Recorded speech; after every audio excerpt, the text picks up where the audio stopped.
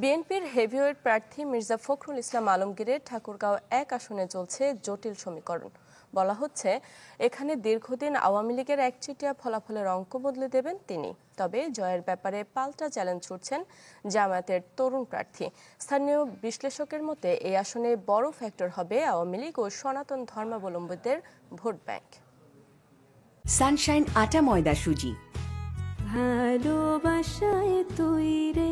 জীবনের শেষ নির্বাচনী এটা, যেবার আপনারা আমাকে ধানের শীষে ভোট দিয়ে আমাকে আপনাদের কাজ করার সুযোগ করে দেবেন।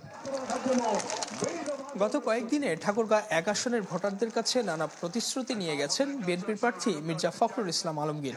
অভিযোগ করেছেন প্রতিদ্বন্দ্বী প্রার্থীর দল জামায়াত সম্পর্কেও। আমাকে ধানের শীষে ভোট দিবেন। এই আসনের বিগত নির্বাচনগুলোর ফলাফল বিশ্লেষণ করে দেখা যায়, বিগত ৩টি একতরফা নির্বাচন সহ ৮৬ থেকে ২০২৪ সাল পর্যন্ত ১০টি সংসদ নির্বাচনে এখানে ৭ বার জয় পায় আওয়ামী লীগ। এর মধ্যে বিএনপি জিতেছে ২ বার। ফলে এবারের ভোটের মাঠে আওয়ামী লীগ না থাকলেও তাদের ভোট ব্যাংকের প্রভাব কম নয়। তাই বিএনপি ও জামায়াত দুই প্রার্থী এখন আওয়ামী লীগের ভোট ব্যাংকের মনোযোগ আকর্ষণে ব্যস্ত। ৫ই আগস্ট পরবর্তী যে পরিস্থিতি ছিল, সেই পরিস্থিতিতে বাংলাদেশ জাতীয়তাবাদী দল বিএনপি সরাসরি হিন্দুদের যান মাল থেকে শুরু করে সব কিছুর নিরাপত্তা বিধান করেছে এবং সাধারণ মানুষের পাশে থেকেছে। সেহেতু আমরা আশা করছি যে এবার বিপুল পরিমাণে হিন্দু সম্প্রদায়ের ভোট আমরা পাব। এদিকে মির্জা ফখরুলের মতো হেভিওয়েট প্রার্থীকে মাঠ ছেড়ে দিতে রাজি নয় জামায়াত, বরং দলটির তরুণ প্রার্থী চ্যালেঞ্জ ছুড়ে দিয়েছে ভোটের মাঠে।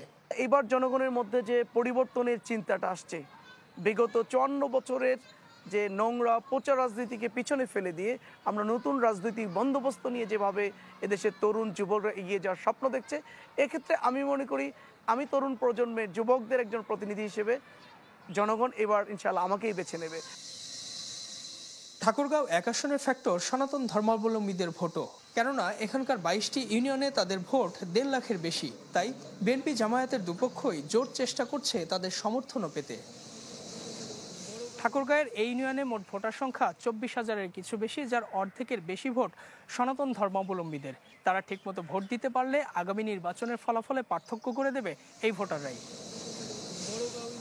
বাংলাদেশকে সামনে এগিয়ে নিয়ে যাওয়ার যে রাজনীতি এবং তরুণদের মন জয় করার রাজনীতি, আস্থা অর্জনের রাজনীতি, এই রাজনীতিতে যে প্রার্থী এগিয়ে থাকবেন আমার মনে হয় ভোটাররা সেদিকেই যাবেন।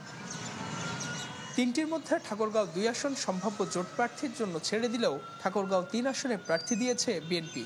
অবশ্য এই ২ আসনে প্রার্থী দিয়ে ভোটে লড়াই আছে জামায়াতও। ইজাজ শৌমিক, চ্যানেল 24, ঠাকুরগাঁও।